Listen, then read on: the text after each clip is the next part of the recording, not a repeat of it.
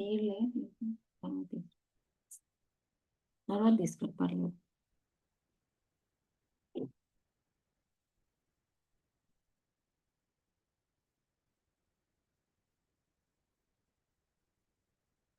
we yesterday finished with the 16th shloka,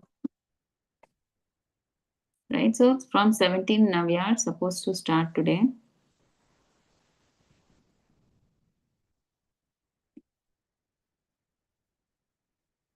Okay, so today Krishna is going to discuss about Nishkama Karma Yoga to set a correct example. So Nishkama Karma Yoga means whatever work you are doing, it may be material, it is material, okay? But still you are working and you do your duty to your fullest with some expectation, but you offer it to Krishna. Okay, so Nishkama Karma Yoga means you do it as an offering to Krishna, to please Krishna. Okay, you do your duty to your 100% and you leave the results to Krishna.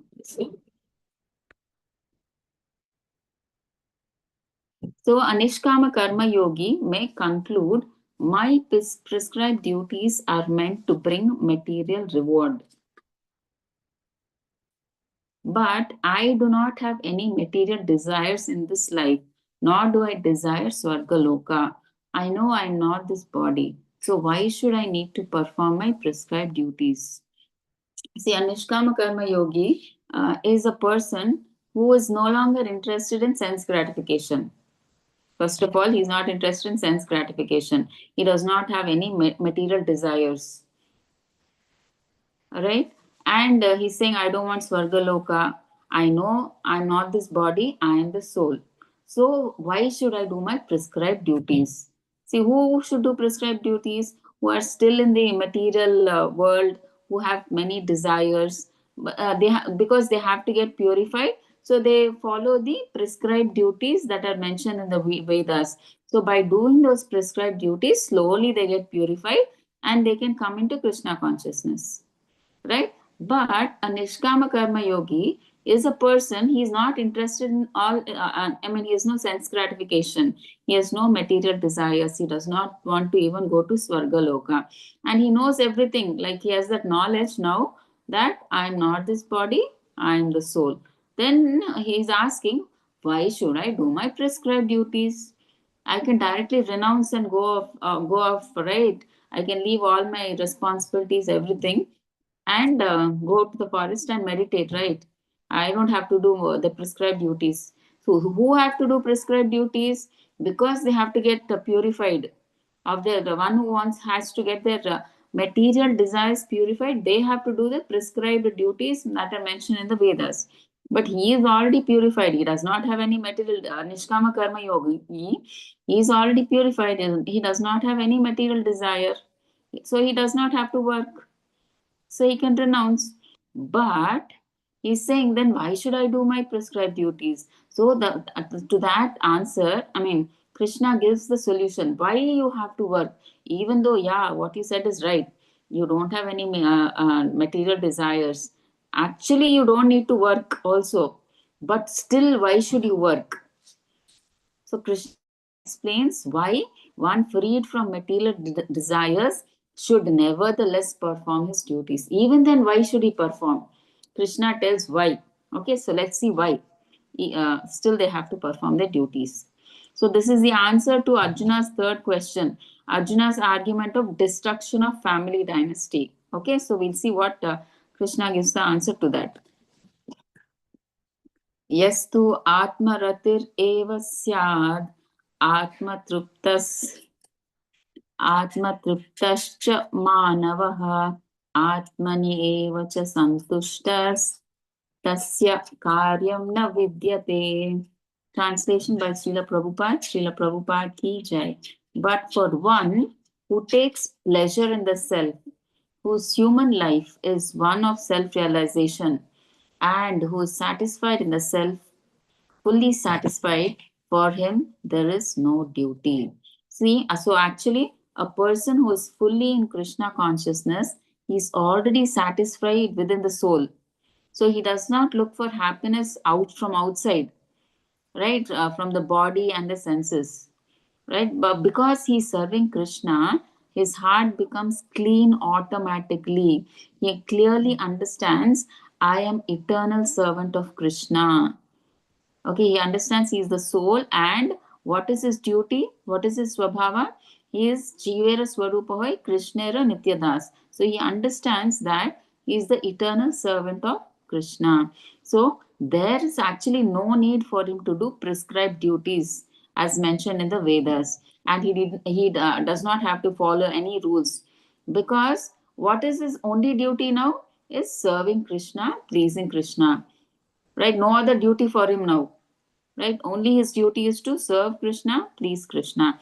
And because he has no attraction for material enjoyment like sense pleasure or worldly excitement, and he gets taste, a higher taste in when in devotional service. When he serves Krishna, when he pleases Krishna, he gets a higher taste, higher happiness he gets. Okay, so when one is fully absorbed in Krishna consciousness, he is completely peaceful and spiritually fulfilled. So nothing else is required. Okay, so it's full in himself. He knows he's the soul, and the soul feels happiness from within, and it does not look for external happiness through the body and the senses. Okay, नैव तस्य कृतेनार्थो न कृते न कृतेनेह कश्चन न चास्य सर्वभूतेषु कश्चित् अर्थव्यपाश्रयः. Translation by Srila Prabhupada. Srila Prabhupada ki jai. A self-realized man has no purpose to fulfill in the discharge of his prescribed duties, nor has he any reason not to perform such work, nor has he any need to depend on any other living being. So here, a Krishna conscious person is no longer required to perform any prescribed duties. For him, he does not have to do any work now. Okay, why? Because now his only work is to work for Krishna, devotional service, to please Krishna, to serve Krishna. Okay, so a Krishna conscious person at the same time, he does not depend on people or demigods for his protection or whatever. So whatever he wants, he depends only on Krishna. He does not go to any people outside or to any demigods. He does not depend on anybody. He just depends on Krishna for his protection or whatever. He depends totally on Krishna. 3.19 तस्माद् असक्तः सततं कार्यं कर्म समाचर असक्तो हि आचरन् कर्म परम आपनोति पुरुषः. Translation by Srila Prabhupada. Srila Prabhupada ki jai. Therefore, without being attached to the fruits of activities, one should act as a matter of duty. For by working without attachment, one attains the supreme. So, this is the constant thing that we have been from the beginning, we have been practicing, right? See, we should never do whatever activity that we are doing in this material world for our sense gratification. So, we should do it to please Krishna, right? So we should do our duty to our fullest, 100%, and offer the results to Krishna and leave the results to Krishna. So no attachment to the work, leave the results to Krishna. Then there is no karma, there is akarma. So obviously, when there is no akarma, you get liberated from this material world, and there's no reason you'll come back to this material world. You'll go back to Goloka.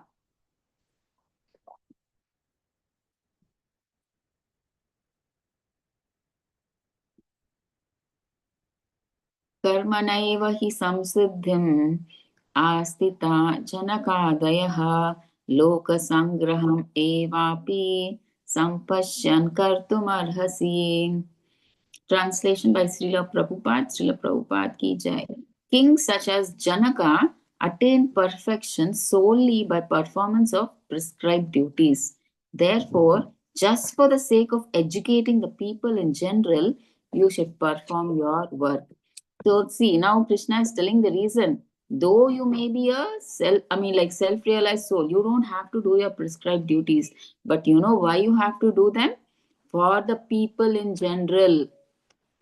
Okay, you should perform your prescribed duties. Even though you don't require to perform your prescribed duties, you have to perform them to set an example to the common people. Because common people, they follow leaders, right? What the leaders do, the common people do. So if the common people, I mean, if the leader is not following his prescribed duties, the common people will think, okay, the king himself is not following, why should I follow? And they will live however they want without doing the prescribed duties that are set in the Vedas, right? So then there'll be chaos in the society. If everybody does whatever they want, there'll be chaos. And the person who's responsible for that is the king. So that's why the leader should first practice, right? And then they should preach to the common people. So that's what they are saying here in this shloka. See, here they're giving an example of King Janaka. So King Janaka, we all know that he was already a self-realized soul, but still he continued doing his duties. See, though he was like on, he understands that he knows that he's the soul, and his duty is to serve the super soul. He knows everything, but still he continued his responsibility as the king. He was doing all his kingly duties. He was governing. I mean, like the administration, everything. He was whenever he had to fight, he fought. So everything that he has to do as a duties as a king, like with his wife, what he has to do, those responsibilities he did, and with his children, what he had to do, he did that. As a king in the court, how he has to be there, he did all the responsibilities he has to do. He did everything, though actually he's not required to do, because he is on that self-realized stage where he does not have to do all this. But why did he do it? So that he could set an example to the common people. Okay. So to set a good example for society. So even a Krishna conscious person should work responsibly, not for himself, but to guide others. So when devotees they act properly, people learn how to live and act correctly. So we work for Krishna and for the benefit of the whole world. So when we do this, the whole society remains peaceful. See, when the king he sets a good example, obviously the people follow the good example, and then there is peace in that kingdom. Okay, and that leads everybody towards spiritual life. So when you do your prescribed duty, slowly you get purified, and that leads to Krishna consciousness, right? So Krishna consciousness is nothing but spiritual life. So everybody becomes spiritual, and gradually they can go back to Godhead. That is what is the that is what is needed. So that's why the leaders they have to do prescribed duties even though not required, just to set an example to the common people, because common people they follow the leaders. And that's why the leaders they should not renounce, and they should do their prescribed duties. And as even though they are self-realized, they should, just to set an example, they have to do it. They do have to do their prescribed duties. 3.21 यत् यत् आचरति श्रेष्ठस् तद् एवाचरो जनः स यत् प्रमाणं कुरुते लोकस्तद् अनुवर्तते. The translation by Srila Prabhupada. Whatever action a great man performs, common men follow, and whatever standards he sets by exemplary acts, all the world pursues. So now you can see, right, that in the PPT, there is a red man, right? Whatever, so he's like a leader. So the remaining white people around, they are just following him. So whatever a leader does, the common men follow. So that trying to say that.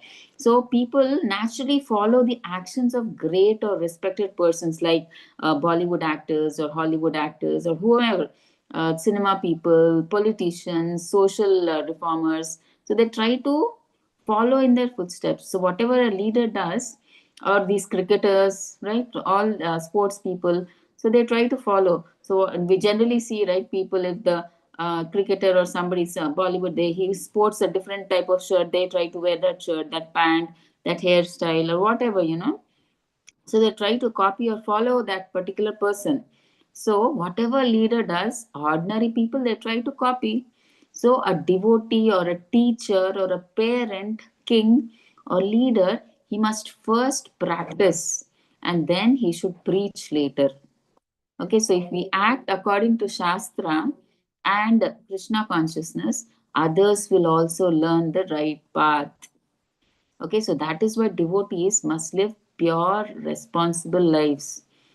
Okay, they must do their prescribed duties even though it is not required. So, by our example, the world is guided towards Krishna. So, the way a devotee behaves, like the world sees that. So, by our example, the world is guided towards Krishna.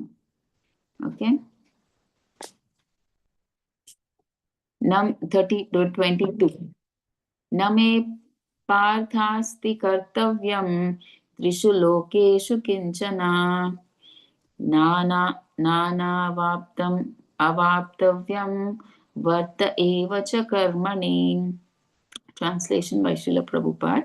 O son of Pritha, there is no work prescribed for me within all the three planetary systems, nor am I in want of anything, nor have I any need to obtain anything. Yet I am engaged in prescribed duties. See, now Krishna, what is he saying? Actually, he is the supreme personality of Godhead. He is the creator of this material and spiritual worlds. What work is there for him? He does not have to do anything. So Krishna is telling Arjuna, I have no duty and nothing to gain in all these three worlds. See, actually, everything already belongs to me, but still I work and I follow duties. Why? See, when Krishna came as an ordinary man, as a child, what did he do when Nanda Maharaj asked, bring my footwear? You can see in the PPT how, as a small boy, he put the footwear of Nanda Maharaj on his head and he did the role of a child, of a son, of an obedient son, of bringing the slippers of his father. So he behaved like a ordinary child, right? He just did his responsibility. And later also, when he married all the queens of Dwaraka, there he like a dutiful husband. He behaved like a dutiful husband to his wives and to his children also. He got them married, and also as a dutiful husband, he used to get up in the morning, early morning. He used to get up. He used to do his prayers, achaman, everything he used to do, like how an ordinary householder does everything. He used to do everything. Actually, he is supreme personality of Godhead. He does not have to do it. Everything in this world is his. So it's nothing that he will get out of doing that. But as he was a king of Dwaraka, he has to set an example which the leaders will follow. So that's why, as a dutiful husband, as a dutiful father, he did all his responsibilities.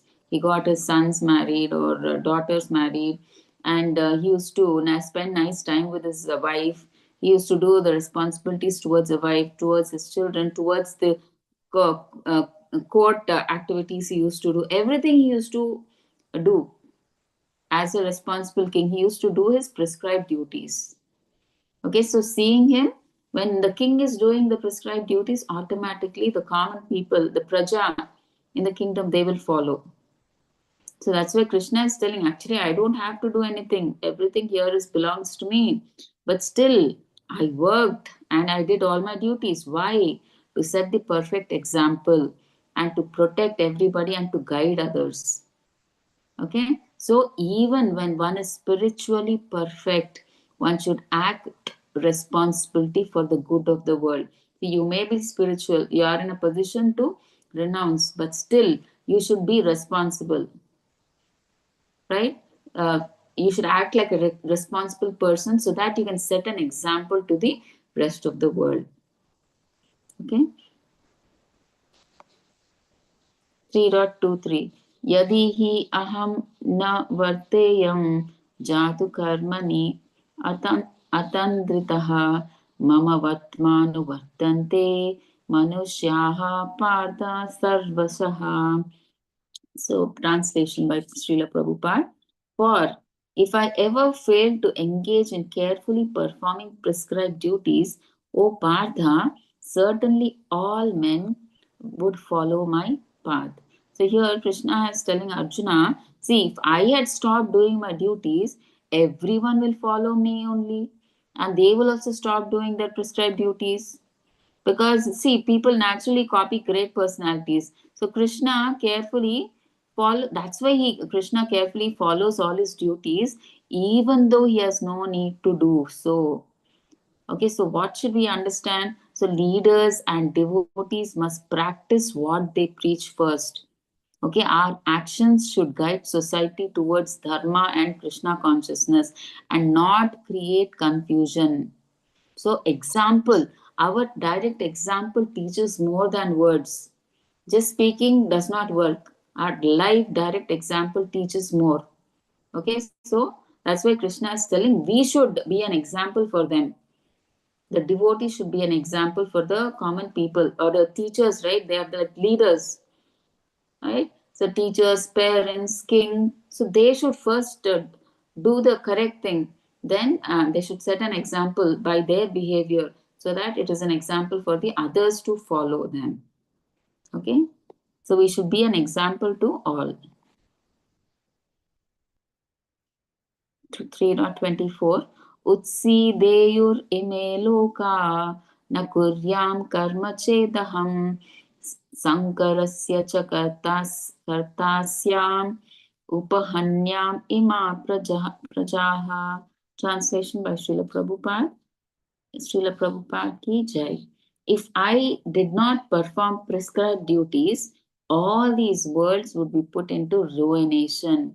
I would be the cause of creating unwanted population, and I would thereby destroy the peace of all living beings. So now Krishna is telling Arjuna, see, if I had stopped doing my duties, my praja will also stop doing duties.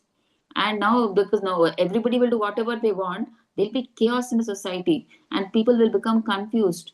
So there'll be there'll be no rules and restrictions, there'll be no prescribed duties, nothing. Everybody will do whatever comes to their mind, because of which unwanted population will increase and peace will be destroyed.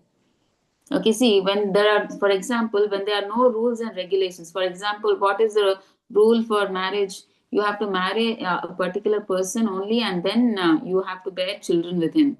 But if there are no rules and restrictions, like now you see, right, as what they say, what is the necessity for marriage now? That's why they do these live-in relationships now, right? They do everything without any rules and regulation. They say we are in a live-in. What is the need of marriage? It's marriage. After marriage also we have to live together, right? That we are anyway living now without marriage. So what's the big difference, they say? Okay, and they when they are in a living, maybe they will produce children. And what will happen to such children? Again, they feel later, after living in that living relationship for 4 or 5 years, they break up. Then what about those children? Then they are Varna Sankara children, right?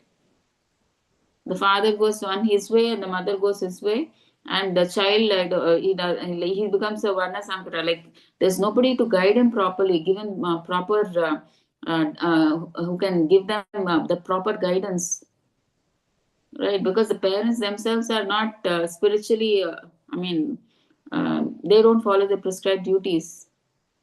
This, right. So who will guide the children? So they'll become, the whole society will become filled with Varna Sankara. So because of the Varna Sankara, so the total society will be in chaos. So that Krishna is telling that, and then because of these Varna Sankara, peace will be destroyed. Okay, so even though Krishna, he does not have to do anything, he follows these rules to protect society and guide everyone towards spiritual life. Okay, 25. Saptaha karmani avidvamso yata kurvanti bharata kuryat vidvams tata saktash chikir shurloka sangraham. Translation by Srila Prabhupada. As the ignorant perform their duties with attachment to results, the learned may similarly act, but without attachment, for the sake of leading people on the right path. Okay, so here they're saying, see, materialistic people, They work for their own sense enjoyment and results. See, they do everything with the benefit of getting something back for them. They want the results for themselves. But a Krishna conscious person, he also may do the same work, but without attachment, only to please Krishna. He does not want the result. So he does his duty to his 100%, and he does not expect no attachment for that result. He does it just to please Krishna and to guide others. So outwardly, the work looks the same, but the purpose is different. Okay, see, it may look like that a karmi is doing a job, and it may look like a Krishna conscious person is also doing a job. So many people think, oh, the devotee is also is working. They say, what is the big difference? So a devotee, he does job, but in his mind, what? But after a month is over, he donates whatever money he gets from the salary. He donates 10 to 15% to 20% to his capacity for Krishna conscious activities. So his consciousness is always on Krishna, right? Though he's doing that job, now that job is no longer material. It is like spiritual. He's working for Krishna. So whatever part of the income is he's getting, he's using it for Krishna conscious activities. But a karmi, he also does the same job, but he uses that money for his own sense gratification. Right? So that's the difference. To look on the outside, it looks like both are doing the job, but the consciousness is different. A devotee uses part of his money for Krishna conscious activities, but whereas the karmi, he uses it for his sense gratification. So that difference will always be there.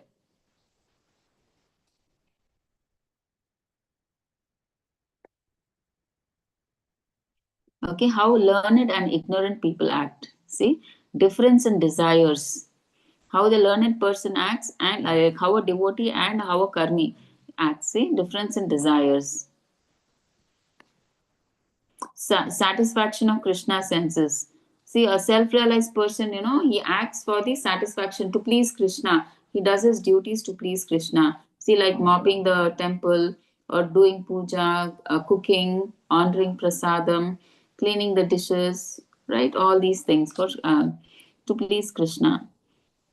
So they're working without attachment to the fruits. They're just doing all these activities just to please Krishna. They don't want any, they're not attached to that work, right? They're just working to please Krishna. They leave the results to Krishna. Why?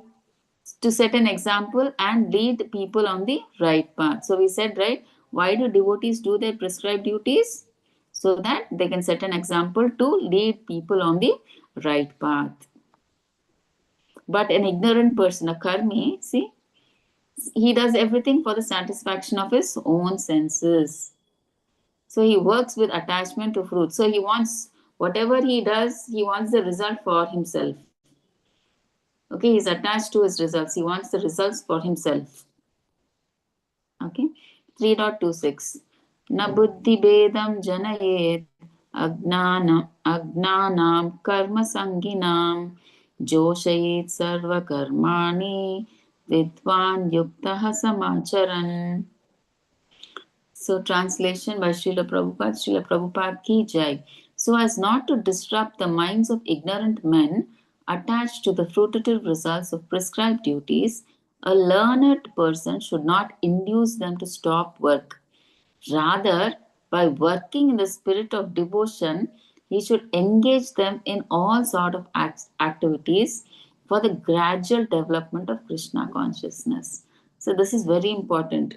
See, a Krishna conscious person, he should not confuse or stop the ignorant people. Ignorant people means the materialistic, the karmakandi people who are so much attached to the material desires, okay, who are so much attached to the results of their work.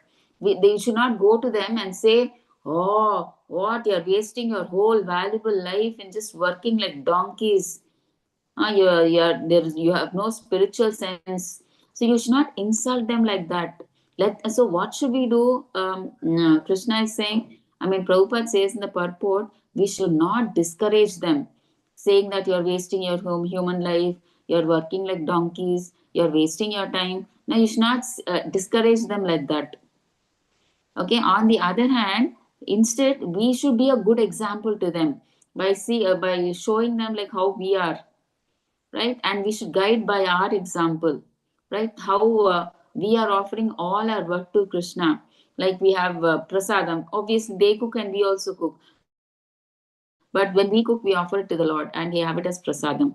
They also work and we also work. But we work for the satisfaction of Krishna, right? Whatever income comes, we give it to a part of it to Krishna. So we should just try to show to them.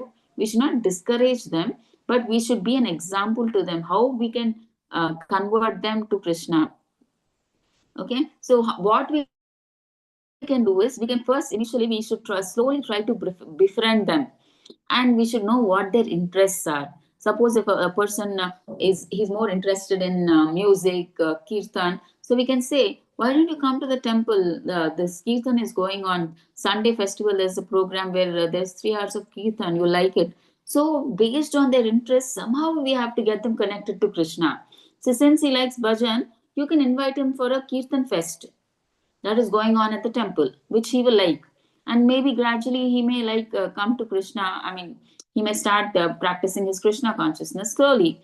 And if some persons, they're interested in book reading, so you can give them some Prabhupada books, right, through which they can come to Krishna consciousness. Like that, we can just see how that person is interested. Like some people, they may be interested in eating, so you can give them prasadam,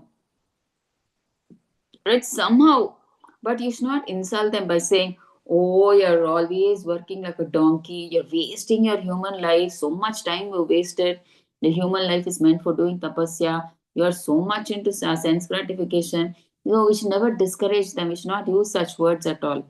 Instead, we should set an example as a devotee by being an example of our life, and slowly we should befriend them and come to know of their what is their how can we connect them to Krishna? What is that one thing that you find in them that we can connect them somehow to Krishna? Like for bhajan, you can connect them to bhajan, prasadam, or you can give them prasadam. Like books, you can connect them to books. And if they like hearing a lot, you can tell them to listen to Prabhupada's speeches, whatever. Somehow, whatever is their interest, we just try to connect them. Besides, let them do their material activities, but somehow we slowly connect them to Krishna also. So that should be the correct way, but not by insulting them, and they will even further go away from Krishna if you insult them and if you use such harsh words. So we should try to present it in a pleasant way and connect them in such a way, befriend them. When you befriend them, you will know what their interests are. So based on their interests, we can slowly connect them to Krishna. Okay. 3.27 प्रकृते क्रियमाणानि गुणैः कर्माणि सर्वशः अहंकार विमूढात्मा कर्ताहम इति मन्यते. So translation by Srila Prabhupada. Srila Prabhupada ki jai. The spirit soul, bewildered by the influence of the false ego, thinks himself the doer of the activities that are in actuality carried out by the modes of material nature. So all of us know, right? See, when we come to this material world, why do we come to this material world? Because we had this false ego, right? We wanted to be the enjoyers of this world. We wanted to be masters like Krishna. So we wanted to enjoy like Krishna. So Krishna said, in Goloka Vrindavan, you have no opportunity. I am the only enjoyer. So I will create a separate world for you.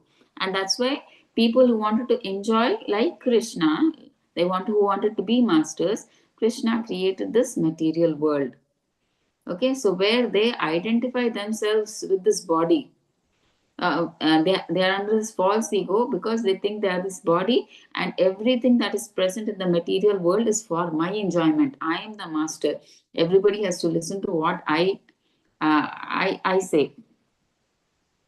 Okay, so they think they are doing everything, but actually, who is doing? You can see in the PPT, they are puppets. We are actually sorry. We are actually puppets in the hands of the three modes. So in the you can see the mode of goodness, passion, and ignorance. There, we are puppets. Those two persons are just puppets in the hands of those modes. It's not we that we are doing. If we are slapping someone also, it is not we that we are doing. It is the modes that are governing us to do all this. So if you want to, you have absolute no control over your body. Okay, your body is totally under the control of the three modes. We are just like puppets. But if you don't want to be a puppet, you have to rise above these three modes. You want to rise above these three modes, the only way is by practicing Krishna consciousness.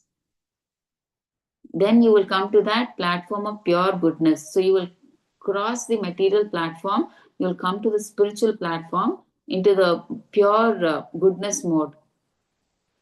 Then you won't be acting as puppets in the hands of material nature because you've come to the spiritual platform. As long as you think that out of false ego, you think you're the body, you are under the control of Maya, that is the three modes of material nature. Automatically, your body is governed by the three modes. You are just like puppets and nothing is in your control. Though you may think that I am doing this, I am doing that, in actuality, it is not done by you. It is, you are just a puppet in the hands of the three modes. That you have to understand. Okay, it's just like a puppet. See how they are making you play. You have absolutely no control, though you may think that I am doing everything, you are not doing anything. The three modes are governing you. Okay, Parya Karma. 3.28. Tattva Mahabaho. 1 second.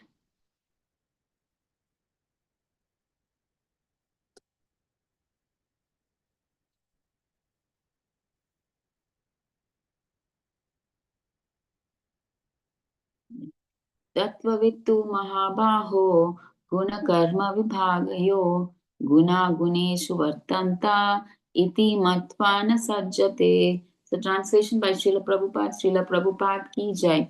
One who is in knowledge of the absolute truth, O mighty armed, does not engage himself in the senses and sense gratification, knowing well the differences between work in devotion and work for fruitive results. See, so a person who truly understands the absolute truth, that is Tattvavit, who knows the difference between material work and devotional work. So a Tattvavit is a person who knows the difference between material work and devotional work. So he does not become attached to sense gratification because he knows his real duty is, what is the duty of the soul? Jivera Swarupa Krishnara Nityadas.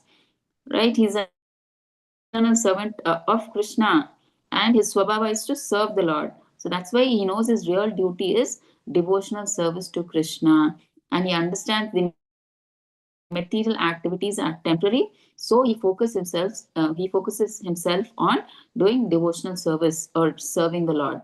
Okay, devotional service to the Lord or serving the Lord. 3.29 प्रकृतेर्गुणसम्मूढा सज्जन्ते गुणकर्मसु तान् अकृत्स्न विदो मन्दान् कृत्स्नभिन्न विचालयेत्. So translation by Srila Prabhupada. Srila Prabhupada ki jai. So bewildered by the modes of material nature, the ignorant fully engage themselves in material activities and become attached. But the wise should not unsettle them, although these duties are inferior due to the performer's lack of knowledge.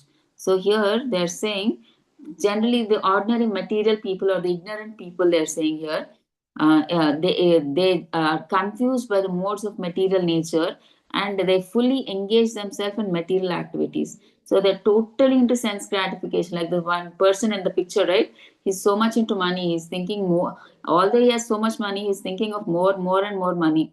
So they're so much attached to all these material activities, they become even more attached.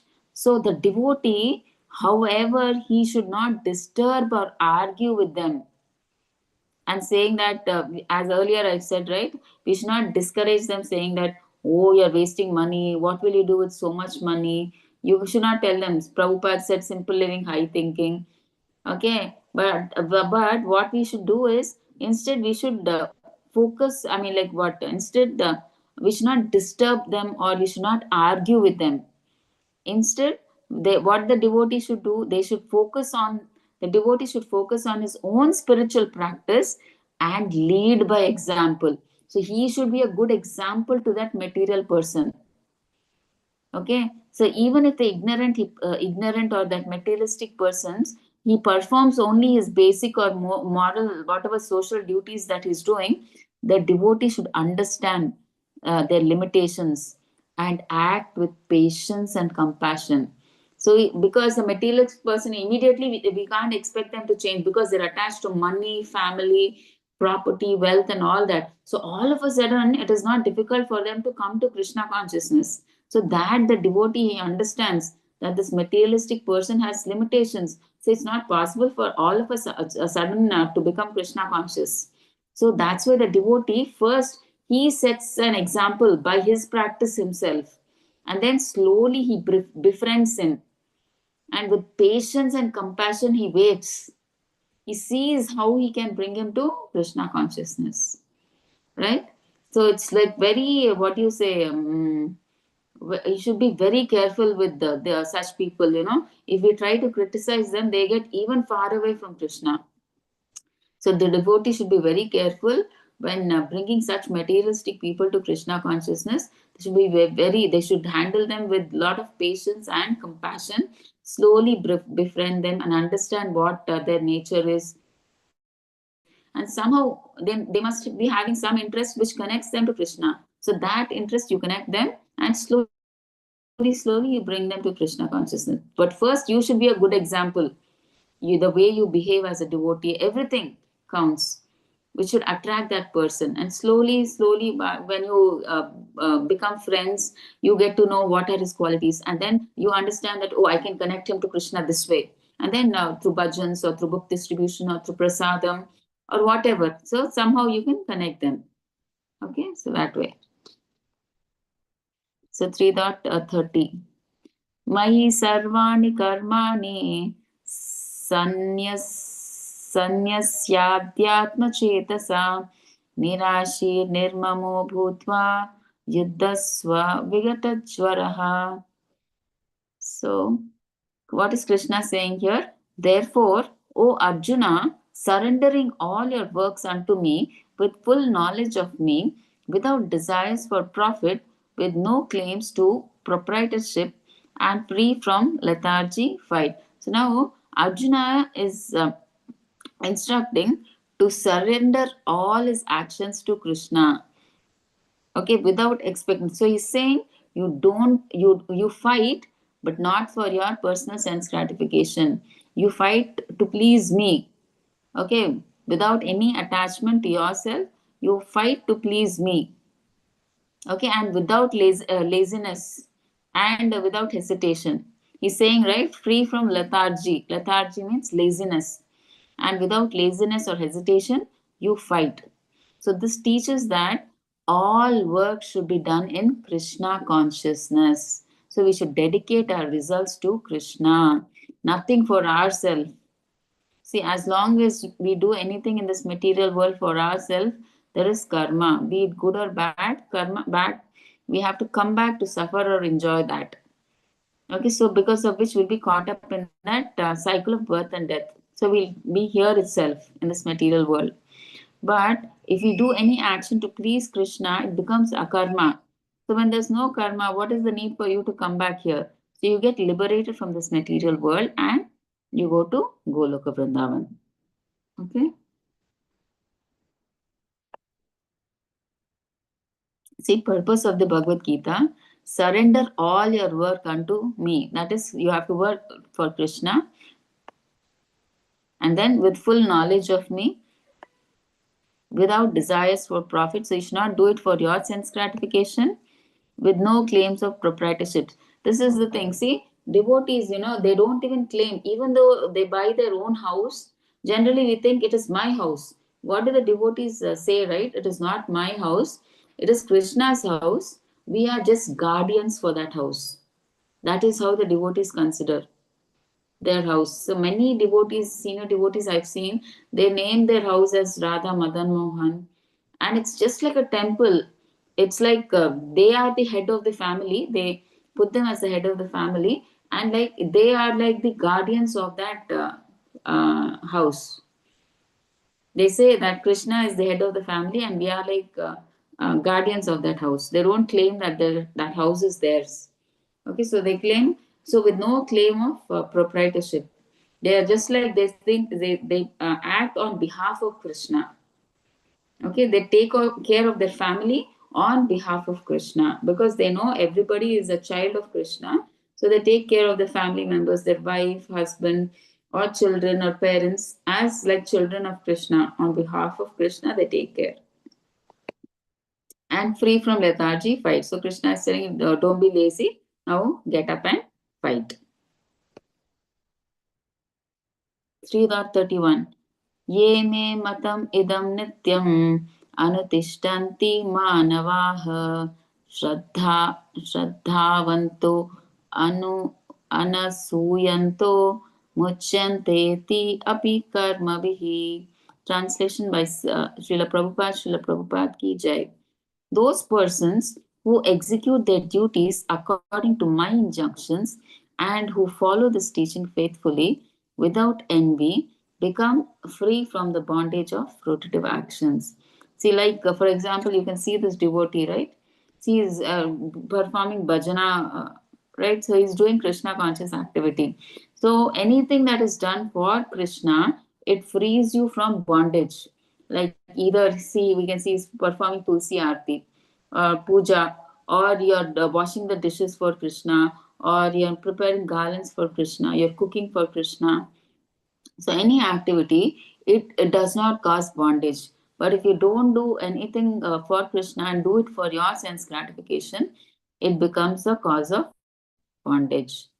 Okay, so those persons who execute their duties according to my injunctions, right, and who follow this teaching faithfully without envy, become free from the bondage. So do, if you do any activity for Krishna, it is like free from bondage. It's akarma. Okay, and if you do it for your sense gratification, there is good or bad karma. Okay, so 3.32 ye tu etat abhyasuyanto nanutishtanti me matam sarvagnana vimudham stan viddhi nashtan achetasaha. Translation by Srila Prabhupada ki jai. But those who, out of envy, disregard these teachings and do not follow them regularly are to be considered bereft of all knowledge, befooled and ruined in their endeavors for perfection. So Krishna is saying those who envy Krishna's teaching and who refuse to follow them regularly are considered completely ignorant, because those who are obviously not following Krishna's rules means they're totally into material sense gratification. So they do everything for their sense gratification. So because of which they have no hope. Why? Because they whatever they do for their sense gratification, they get good or bad karma, because of which they have to come back and suffer or enjoy those reactions, right? So they are caught up in the cycle of birth and death. So for such people, if they don't follow Krishna's instruction, there is no hope for them. So they'll be caught up in the cycle of birth and death. Okay. 3.33 Sadrisham चेष्टते स्वस्याः प्रकृतेर्ज्ञानवान् अपि प्रकृतिं यान्ति भूतानि निग्रहः किं करिष्यति. So, translation by Srila Prabhupada ki jai. Even a man of knowledge acts according to his own nature, for everyone follows the nature he has acquired from the three modes. What can depression accomplish? So here they're saying that even a wise man, so a man of knowledge or wise man, he acts according to his natural tendency, according to his mode. See, because all living beings who are there in this material world are influenced by the three modes of material nature, be it goodness, passion, or ignorance. So simply trying to repress or suppress or override one's nature, it cannot succeed. See, you have to do, suppose you're in the mode of goodness, you're expected to act or work in the mode of goodness. You cannot suppress that or override that with the mode of passion or ignorance. So that won't work out. So that is what Krishna is trying to say. So you cannot suppress whatever your mode is, and you can't override it with some other mode. With that, you can't succeed. Okay, so Krishna consciousness helps one to get out of the material engagement. See, Krishna consciousness is the only way. Suppose you want to change your mode. Suppose you are in the mode of passion or ignorance now. By practicing Krishna consciousness, you get purified and you can come from the mode of passion or ignorance to at least the mode of goodness. Okay, so that is one good way that you can come. Otherwise, normally in the material world, by forcefully, you can't change your mode. Suppose you are in the mode of passion, you can't change directly. I want to go into the mode of goodness by force. That is not possible, because when you are destined, see, for example, a Kshatriya, he is in the mode of passion. He can't try to become a Brahmana who's in the mode of goodness, right? A Kshatriya has totally different qualities and a Brahmana has totally different qualities. So by force, you can't become a Kshatriya, can never become a Brahmana, right? Though it won't suit him. A Kshatriya is like full of anger, whereas a Brahmana is very calm. He forgives everybody. A Kshatriya, he tries to take his knife out of anger and he tries to punish, right? If anybody does wrong, he does not forgive. He takes out his knife and he tries to punish them, right? So it's totally not possible. But the only way it is possible is by practicing Krishna consciousness. Can you change from one mode to another mode? Okay, so that's what they're saying.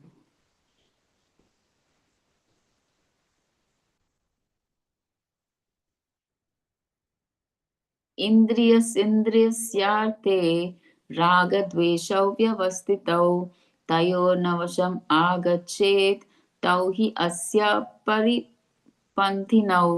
There are principles to regulate attachment and aversion pertaining to the senses and their objects. One should not come under the control of such attachment and aversion, because they are stumbling blocks on the path of self-realization. See, the senses generally they create attachment or raga. Dvesha means hatred, aversion, okay, towards objects. So these can easily control a person and become obstacles on the path of self-realization. And here they're saying that even, see, a regulated sense enjoyment must be handled carefully under scriptural rules. So you should not think that when your sense enjoyment is regulated, okay, that is okay. We should not think like that. See, under scriptural rules, if you're doing sense enjoyment, then I have nothing to worry. We should not think like that. Okay. For example, if you say marriage, okay. Okay, if you are married, it should be like it should be like a sacrifice. When why is marriage done? So that you can have, I mean, like one man and one woman can come under one house and they can have, I mean, they can have sex life. Or otherwise, it, see, now it becomes regulated. So he has sex only with that lady. But even though it is regulated, it does not mean that there is no chance that he or she can not go outside. There's every chance that they can go outside and have illegal relationship, right? So here they're saying that even regulated sense enjoyment must be handled carefully. So you should not think if you're doing regulated sense enjoyment it is okay, right? No, but still there is a chance that it is not possible, right? It can happen even if you're married. There is always a chance that you can have an illicit relationship still, right? But there is a solution. But ultimately, if you practice Krishna consciousness, that Krishna consciousness is a solution for everything. See, but ultimate safety comes from detachment through Krishna consciousness. So, just by trying to suppress your desires without Krishna consciousness will not free one from the influence of the senses. So, you cannot artificially suppress your senses. forcefully. You can't say, no, no, no, I don't want to see that. No, no, I don't want to eat that. No, no, no, I don't want to hear that. No, it is not possible. You cannot suppress your senses for a long time like that. Sometimes, after a few days or months, your senses will rebel. You will give in to that temptation. So the best way is to practice Krishna consciousness. You engage the same senses in devotional service. You use the eyes to see the beautiful form of Krishna, the ears to listen to Harikatha, and the nose to smell the tulsi that is offered to Krishna's lotus feet.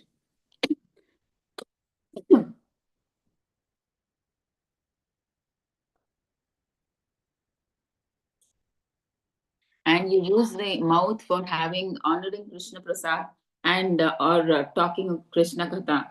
So like that, you have to engage, give the senses a higher taste. So when you give the senses a higher taste, they will automatically lose the taste for the lower ones automatically. Okay, so Krishna consciousness is the real solution for controlling the senses, but not forcefully. That is not a solution. Only by Krishna consciousness, by engaging the senses in devotional service, you can alone control the senses. Otherwise, there's no possible way. Okay, 3.35. Shreyan swadharmo vigunaha paradharmatsu अनुतिष्ठात् स्वधर्मे निधनं श्रेयः paradharmo bhayavahah. So you must all be understanding. See, for everything practically, Krishna consciousness is the ultimate solution. Even if we have to control the senses by force, it is not possible. That for that Krishna consciousness, even sometimes prescribed duties may not be the ultimate solution to purify. I mean, even though we get purified, like, see, we are in a family. I mean, like, we're married. So it's not necessary that both of them can't go out and have illicit relationship, right? So the best way to purify ourselves is to be Krishna conscious. Okay, the best way for anything is Krishna consciousness, because Krishna, as Rishikesha, he controls our senses. He has the power to do that. So he has everything in his control. Okay. So translation by Srila Prabhupada, Srila Prabhupada ki jai. It is far better to discharge one's prescribed duties, even though faultily, than another's duty perfectly. Destruction in the course of performing one's own duty is better than engaging in another's duty, for to follow another's path is dangerous. So Krishna is saying it's always better to follow your own prescribed duties. Like, you do your swadharma. Like, if you are in the mode of goodness, you perform your activities in the mode of goodness, even if it is done imperfectly. Okay, even if you are not perfect in that job, even then it is okay. Even if you have to lie, even if you have to cheat, if I mean, like, sometimes in business you have to lie, right, to get some profit. So even if you have to lie faultily also, but still you continue your duty rather than taking someone else's duty. So even if you do your duty imperfectly, you don't go to do some other's duty thinking that their duty is much better. I feel, and they're getting more money than what I am getting. So it's better even I switch to that job. No. What is Krishna telling?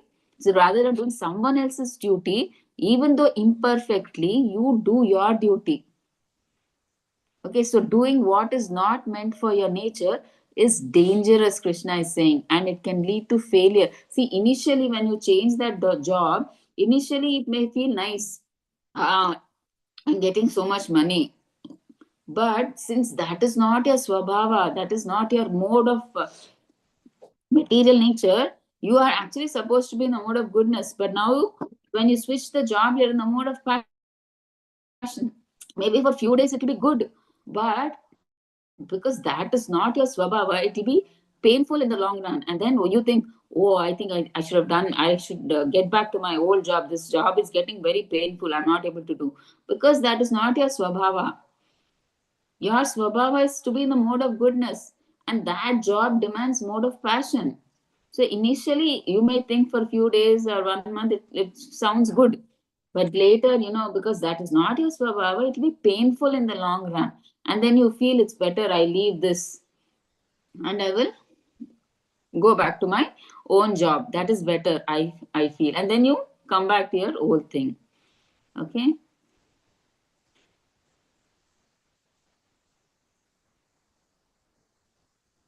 Okay.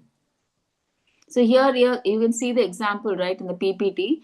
Parshuram, he is actually a Brahmana who actually later he became a Kshatriya, right?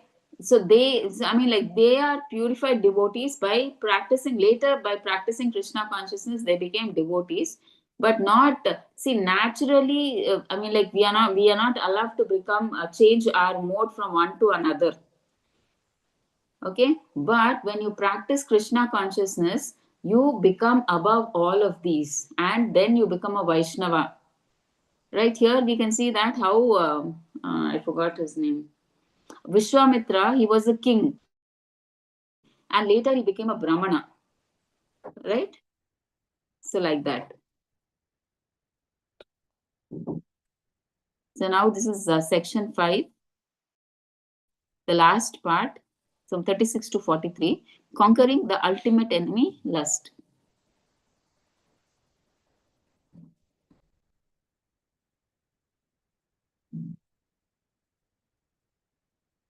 Okay. After hearing text 3.34, one may determinedly think, yes, from today onward, I will steadily do my duty and control my attachments and aversions. I will act only according to Shastra. Experienced teachers state that, however, such immediate inspirations may prove difficult to adhere over time.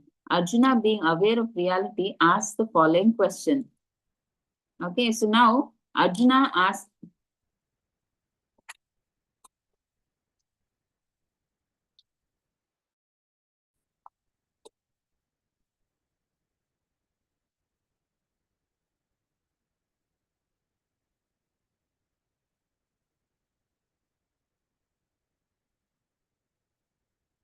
okay, so now see, it's we after hearing all this about Nishkama Karma, we may immediately think, okay, fine, I will give up all my attachments, everything, and we just say that. But to overcome that material desire means what? That lust is very difficult, right? So that's why Arjuna is saying he knows that situation. To tell is very easy. From today, I will give up material desires. But is it really very easy to give up material desires or lust? So Arjuna, he being aware of that reality, he is asking the following question. See, let's see what question he asks. See, Arjuna uvacha atakena prayuktoyam papam charati purushaha anichan api varshneya balad iva niyojitaha. Translation by Srila Prabhupada. Arjuna said, O descendant of Vrishni, by what is one impelled to sinful acts, even unwillingly, as if engaged by force? Okay, so Arjuna is asking Krishna, see, why people commit sinful acts even when they don't want to. See, generally, sometimes we know what we are doing is bad. Okay, but we know we should not do it. But some force within us makes us do that sinful act. Okay, that is what Arjuna is asking Krishna. See, sometimes we don't want to commit that sinful act, but why do people commit sinful acts even when they don't want to? They know they should not do it, but still something within forces them to do that sinful act. Why is it that happens?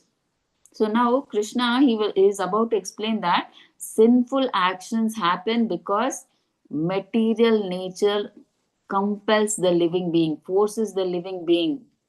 It is not the soul or the super soul, because we understand now that the soul is different and the body is different. So soul has nothing to do with the body. Okay, when the body is performing its duty, the soul does not stop it or do anything. Okay, the body, when you think you're the body, it acts per the three modes. We said, right? It is like a puppet in the hands of nature, of those three modes, the body. Okay, So here, that's what Krishna tries to say in the next shlokas, that people do sinful acts because of the force of material nature. Even though they don't want to do, they are dragged by the modes of material nature. See here, you can see in the PPT, right, how they are being dragged with ropes into greed, lust, ignorance, false pride by the ropes. See that ropes are the modes, right? They drag you into false prestige, anger, ignorance. Even though you don't want to, you automatically are being dragged. Without your knowledge, you are being dragged. Okay, even unwillingly, you don't want to do it, but then that force, you don't understand what is that force that is making you do that sinful act. That is, Krishna is telling that it is the force of the modes of material nature that are forcing you to do that sin. Okay, this we have seen, right? What are the stages of how from lust anger comes, from anger delusion comes, and all that we saw, right? So let's see. So 3.37 Shri Bhagavan Uvacha Kama Esha Krodha Esha Rajo Guna Sanmudbhavaha Mahashano Mahapapma Vidhinam Iha Vairinam. The Supreme Personality of Godhead said, "It is lust only, Arjuna, which is born of contact with the material mode of passion and later transformed into wrath, and which is the all devouring sinful enemy of this world." So now Krishna is explaining that lust or kama is born out of mode of passion. Okay, so lust means it is mode of passion. Anger means it is in the mode of ignorance. Okay, so lust, born from the mode of passion, is the root of all sinful desires. Okay, so when lust is unfulfilled, what happens? It turns into wrath or anger, krodha, right? So which is the main reason for material entanglement. So lust and anger are the greatest enemies of living entity because they keep him away from spiritual life. So please remember that lust and anger keep you away from your spiritual life. Okay, but however, this material, these anger and lust are redirected in Krishna consciousness. So they can be transformed into instruments of devotion. Like how, like Arjuna used his anger to fight in the battle, right? And Hanuman also, he used his anger to burn Lanka, right? We can use anger in a transcendental way, spiritual way, right? But not a material way, right? Hanuman, you, because they were insulting Sita, and that's why he, out of that anger, he burned the whole of Lanka. So that is good anger. Okay, so that anger is okay. Even Arjuna, he used his anger to fight against his enemies. Okay, so that anger is good.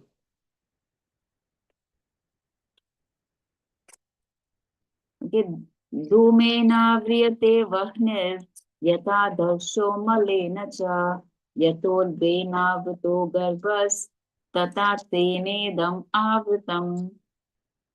As fire is covered by smoke, as a mirror is covered by dust, or as the embryo is covered by the womb, the living entity is similarly covered by different degrees of lust. See, now we can see 3 degrees of lust are given here. Okay, Krishna explains that the living entity's pure consciousness, right, is covered by lust. Okay, like how the example is giving, like how fire is covered by smoke. Okay, so this is for human beings. The human beings, they still have a potential for Krishna consciousness, right? So they it's just like how fire, initially it may be small, only smoke will come. But if you keep blowing air into it, slowly fire starts and it becomes big fire. So like that, this in like how the fire can be ignited and made big by blowing air. So like that, this in human beings, that lust layer can be removed. by the practice of Krishna consciousness. See, in humans, when you practice Krishna consciousness, that lust, that layer of lust can be removed. Like how we can remove that the layer of fire by blowing air, and that fire becomes big and big, right? So similarly, that lust, the layer of lust can be removed in humans just by practicing Krishna consciousness. Okay, so they're comparing different layers of lust. So this is in humans, that they're comparing fire and smoke. Next, a mirror is covered by dust. See, for 1 year, if you go out somewhere and then after 1 year you come back to your house, you will see on the mirror it'll be a thick dust, a thick layer of dust. You will not be able to even remove it very properly. Like it'll take some time. You pour water, you soak it, and then you try to remove it like that.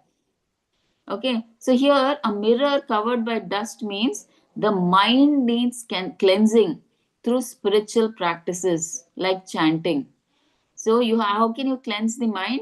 By chanting. So by chanting you can clean. So once you clean the mirror, then you can see yourself in the mirror. But if the dust is there on the mirror, you can't see yourself, right? So like that, the mind needs cleansing through spiritual practices.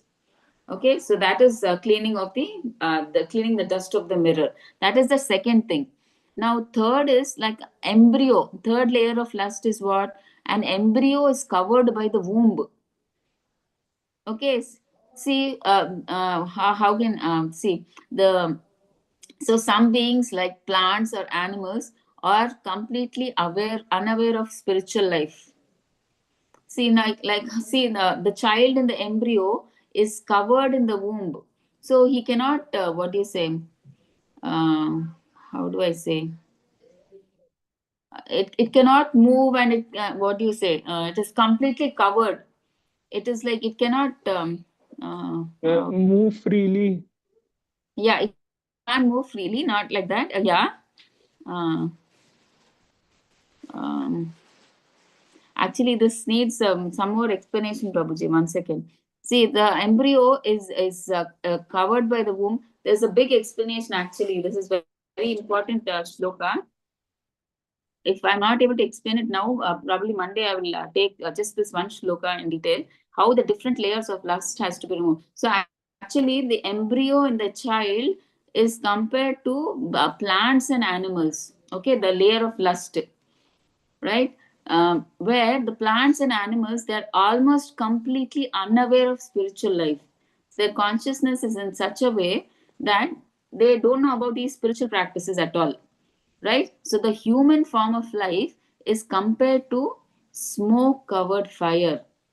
So there is an opportunity for the humans, like how fire can be kindled by blowing some smoke. So like that we can awaken our Krishna conscious. I mean, we can awaken that what do you say, our spirituality by practicing Krishna consciousness. Okay, and we can remove that layer of lust by practicing Krishna consciousness. Okay. So I'll do one thing, Mataji's and Prabhuji's. This 38th shloka is very important. So I will just get back to the shloka on Monday once again. Please remind me for sure. And that doubt also you can ask me on Monday. I'll get back to you with that. Okay, this is 38th shloka is very important. Okay. Mataji, Yeah, that yeah. doubt I just referred the presentation. It was Ah. not goal, it is goal. So L was like hidden when you had shown the PPT. When the Oh, PPT shared, no, it is now shown as goal. So it's a goal is mentioned in that what Krishna Kapoor Prabhuji has asked for. It's a goal. Word is ah. goal, not over. Oh, okay. Wonderful, Mataji. Hare Krishna. Hari bol. Thank you, Mataji. Thank you, Mataji. Yeah. Hare Thank. Krishna Prabhuji. Okay. So 3.39.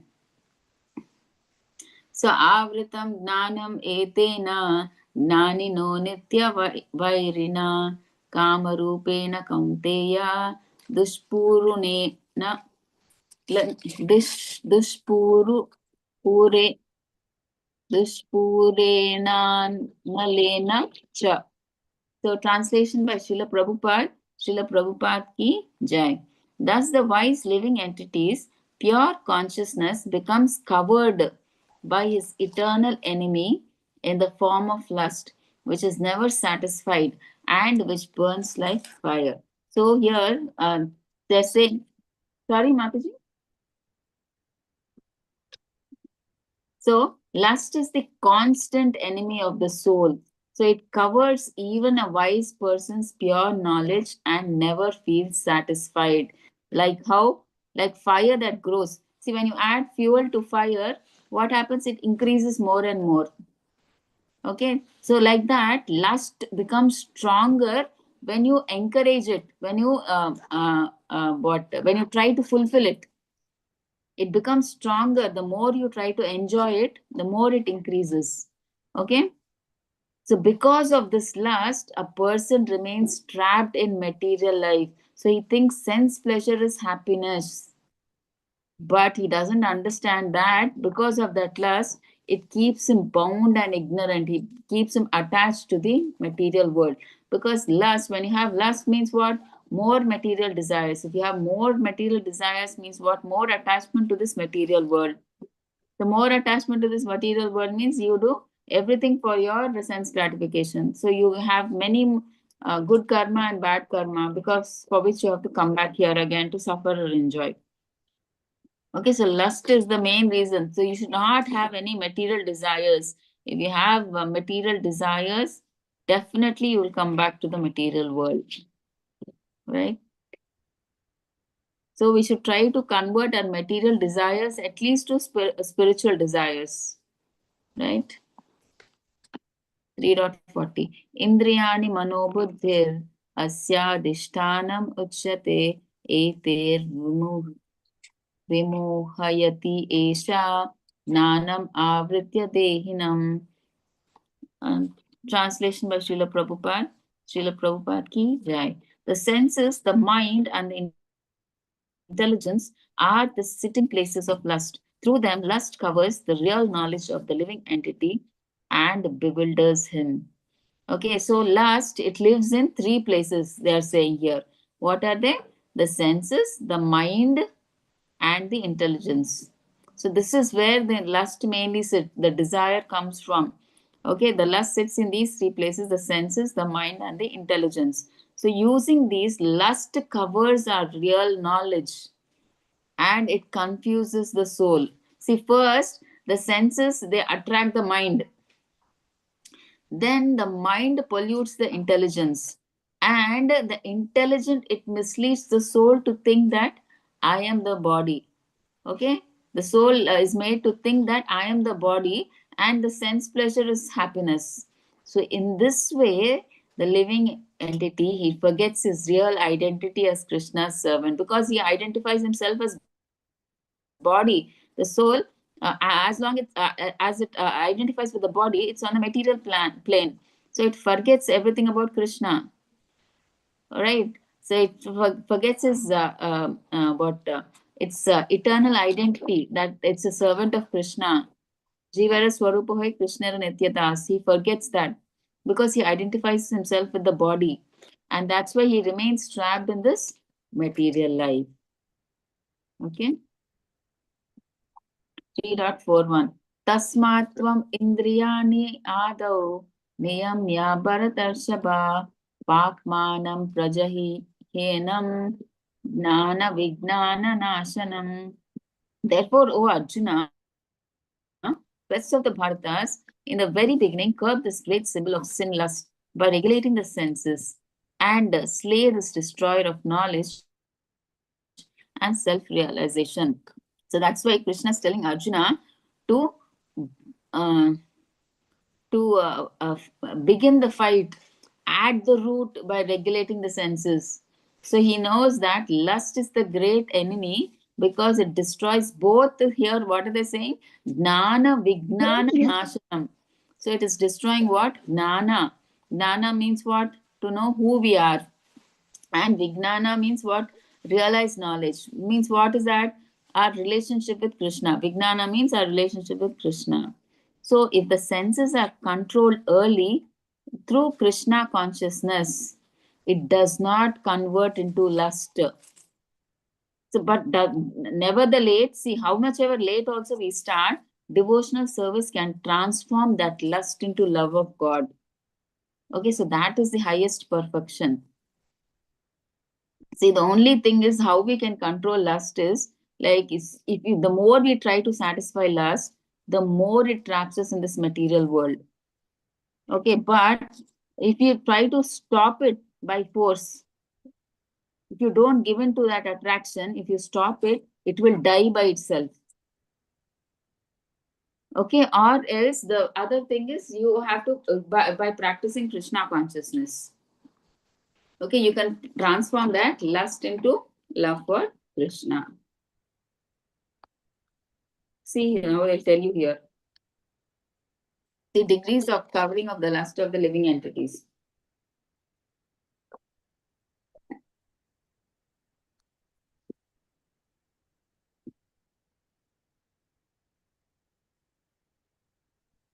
The lust, different degrees of covering of lust. See, beginning of Krishna consciousness, smoke or fire.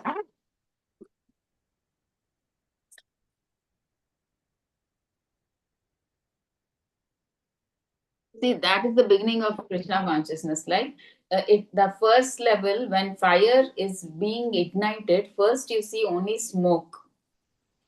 So that is lust in human beings. That layer of lust can be removed by practicing Krishna consciousness. Like how in fire, you take a small, there'll be a small hole, I don't know whether you have seen it or not, and you blow air through that smoke, and it becomes slowly, it becomes ignited. The wood becomes ignited and becomes a big fire. So like that, our in humans there is a layer of lust which can be removed by the practice of Krishna consciousness, just by like how fire can be kindled through by blowing air. So like that, this lust layer of lust in humans can be removed by practicing Krishna consciousness.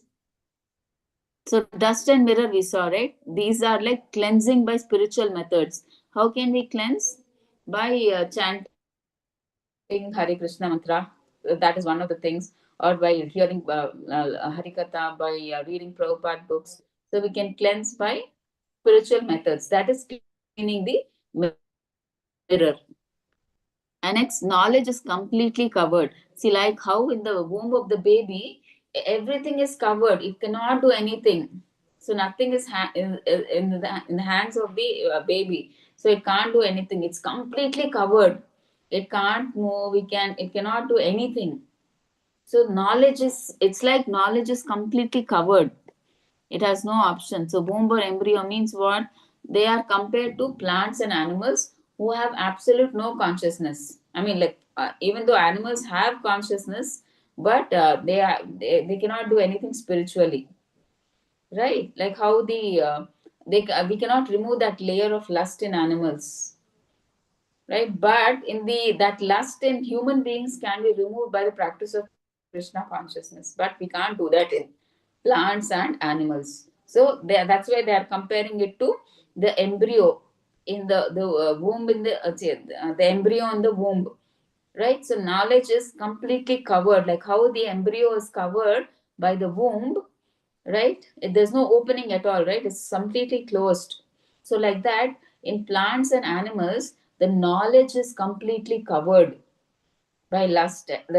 That layer of lust, you can't remove it, right? Like in humans only, we can remove it by Krishna consciousness. So these are the three levels of lust. So more characteristics of lust. See, cover living entities, pure consciousness. So lust is a symbol of ignorance. Lust is never satisfied. See, the more you try to satisfy lust, the more you try to give into that sense gratification, the more you get attached and the more you are trapped. Okay? But Hare Krishna, please, the devotees request the devotees to be on mute, please. Yeah, thank you. So lust is never satisfied. So satisfying lust is like adding fuel to fire. So if you keep on satisfying your material desires, there'll never be an end. It's like adding fuel to fire. See, what is the only way? See, Krishna says, see, like adding fuel, you're encouraging it. You're encouraging the lust to increase more and more by satisfying it. But see, how to stop lust? See, stop feeding it and let it die. See, for instance, see, you have this desire of always going to the restaurant and eating it. Now, you may think that, okay, if I go to that new restaurant, my desire will be fulfilled, it will be gone. And you go there. But for the time being, it is gone. But again, next week, you will feel like again going. You'll remember that taste. Oh, that biryani over there was nice. So let me again go and have it. So you will go again. So this will repeat. The more you try to satisfy, the more you will feel like going and having it. But if you don't, if you try to stop, let it die, you don't go. By force, you try to stop it. That is the way you can stop lust. Stop feeding it and let it die. You know, you don't want, you should not do that. So what you should do, stop feeding it and let it die. Okay, so that's what you should do. And next in 40, what did we see? How to conquer the enemy lust. See, sitting places of lust we saw, right? What are the sitting places of lust? The senses. Senses means what? The five senses, that sight, hearing, taste, touch, smell. The mind. The mind is the one that controls the senses, right? And the intelligence, the mind controls, the intelligence controls the mind, right? And the soul controls the intelligence. See, mind is the center of all activities of the senses. See, whatever we see through the senses or do through the senses is stored in the mind. So mind is the center of all activities of the senses. So reservoir, so all everything is stored. It's a reservoir of ideas for sense gratification. And next, lusty intelligence capital. So the mind, the intelligence becomes lusty now, because the mind has all the senses capture all these lusty desires and it is stored in the mind. So the intelligence also becomes lusty. Okay, and in that it influences the soul to think that it is the body. Okay, the soul thinks it is the body, right? It does not think it is the soul, and it forgets its relationship with Krishna. Okay, and it thinks it is the body, and so that's why it gives in to all these lusty desires, and it gets attached to all these material desires. Okay, soul acquires false egos because the soul thinks it's the body. That's why it undergoes all these material desires. Okay, it forgets its relationship with Krishna. So how to overcome lust? Bhagavad Gita is the only way. See, we say even a late beginner can become a lover of God. So we can transform that lust into love by practicing Krishna consciousness, by doing devotional service, right? Even a late beginner can become a lover of God by following regulative principles of devotional service. Okay, 3.42. Indriyani paranyahur indriyebhyah param manah manasastu parabuddhir yo buddhe paratastu saha. Okay, so here, so mind is between the senses and intelligence. Okay, so Krishna explains the ladder of control inside us. See, he says that the senses are stronger than the dull body. Okay, the mind is stronger than the senses, and the intelligence is stronger than the mind, and above all is the soul. So the lust, it works through the senses, mind, and intelligence. So if we try to stop only the senses, it will not work for long. Okay, we must use the intelligence to understand. See, the intelligence must tell that, must understand and tell us that I am not this body, I am the soul, I am the servant of Krishna. So when the soul is connected to Krishna, the intelligence becomes pure. Okay, and the mind becomes steady. So when it understands that it is not the body and it is the soul, then the intelligence becomes pure, and then the mind becomes steady. So because of that, everything comes under control. The mind becomes steady, the senses automatically come under control. Okay, because see, when you understand that you're the soul, the intelligent, it becomes pure. Why? And the mind also becomes steady, and the senses automatically are engaged in what Krishna conscious activities. They start doing devotional service because the swarupa of the soul is to do it's an eternal servant of Krishna. So it is expected to do devotional service. So it engages its eyes in the service of Krishna by seeing Krishna. So the senses are automatically engaged, right? So they come under control. So everything, when you start practicing Krishna consciousness, everything comes under control. So then lust loses its power and gets transformed into love for Krishna. So the real solution is to engage the mind and intelligence in Krishna consciousness. So that is the real solution. So you have to engage the mind and intelligence in the in the service of Krishna. That is by doing devotional service. That's why they're saying mind is between senses and intelligence.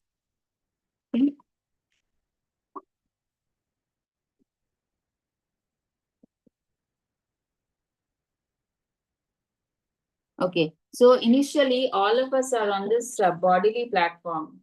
Okay, bodily and essential platform is mostly the same thing. We do everything for material sense gratification. The bodily platform means what? Only for eating, sleeping, mating, and defending. So we try to do all animalistic activities on the bodily platform and the sensual platform. Essential platform. And then above that, we come to the mental platform, wherein we come to the level of mind. Um, what? How do we say?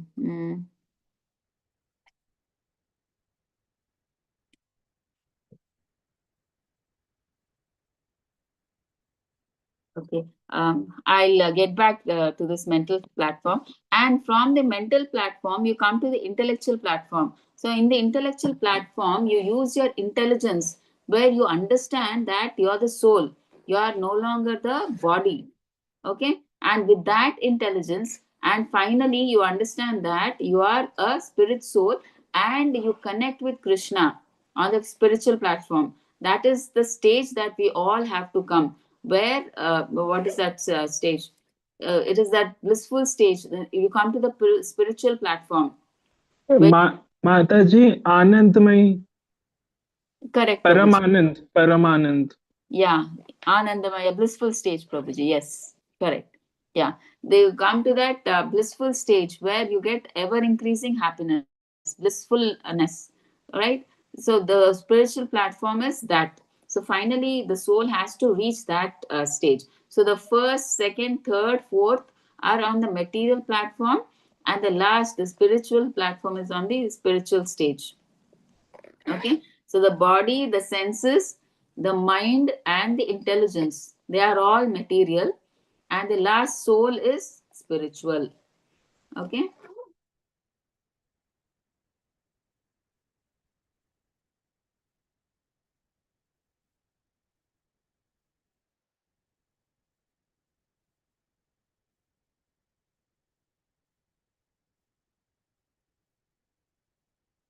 Okay, so this comparison, same thing we've seen. So dull matter, better than dull matter are the senses, better than the senses are the mind, better than the mind is the intelligence, and better than the intelligence is the soul.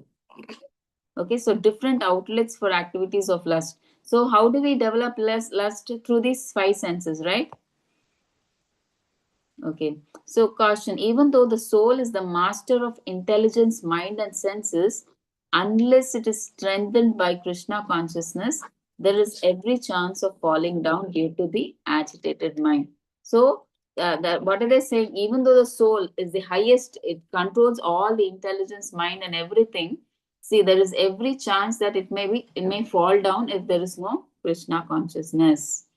Okay, because the mind is always disturbed. So to keep the mind steady, you have to be in Krishna consciousness. So with the practice of Krishna consciousness, the mind gets steady. Okay, so they are saying, even though the soul is the master of everything, unless it practices Krishna consciousness, there is every chance that it may fall down. The soul may fall down. Okay, because of the agitated mind. So if you practice Krishna consciousness, the mind gets steady. Okay. What 3.43? Evam buddheha param buddhva samstabhyatmanam atmana jahi shatrum mahabaho kamarupam Durasadam. Translation by Srila Prabhupada. Srila Prabhupada ki jai. Thus, knowing oneself to be transcendental to the material senses, mind and intelligence, O mighty armed Arjuna, one should steady the mind by deliberate spiritual intelligence, Krishna consciousness, and thus by spiritual strength conquer this insatiable enemy known as lust. Okay, so now Krishna is giving Arjuna the final weapon to defeat lust. Okay, he's saying, first understand who you really are. So you're not the body, you're not the senses, you're not the mind, not even the intelligence, but who are you? You are the soul, higher than all of them. Okay, so last, it looks powerful because it occupies the senses, mind, and intelligence. But once you know that I am the soul, I'm transcendental to all this, we should use the intelligence to steady the mind. Okay, so once the mind is steady, obviously the senses are they are engaged in uh, Krishna conscious activities, because we know now it understands that the soul understands. I mean that what is it? It's Swabhava Jivera Swarupa Hai Krishnera Nitya Das. It understands, and so the intelligence, and that is why the intelligence becomes steady when you start practicing Krishna consciousness. The intelligence because of the intelligence, the mind becomes steady and engage the steady mind in Krishna consciousness. So with that spiritual strength, we can attack the real enemy. What is that? Lust. So Krishna never says that stop working, run away from your duties, or artificially you suppress your senses. He never says all that. He says work, but work with spiritual intelligence. So we should replace lust with devotion. Okay, that is the only way. The lust can be transformed into love of Krishna. Okay, so replace lust with devotion. So when the soul is consciously connected to Krishna, lust loses its grip. Okay, so that is what we have to understand. Okay, so with this, the chapter is completed. Okay, so the only way to overcome lust is by practicing Krishna consciousness. Okay, so by practicing Krishna consciousness, this lust can be converted into love for Krishna. So, right? So, right. I will try to explain that one shloka to all of you later, and that intelligence, that one, okay? Preferably all the those two shlokas. Okay. Hare Krishna Mataji. Yes, Prabhuji, please.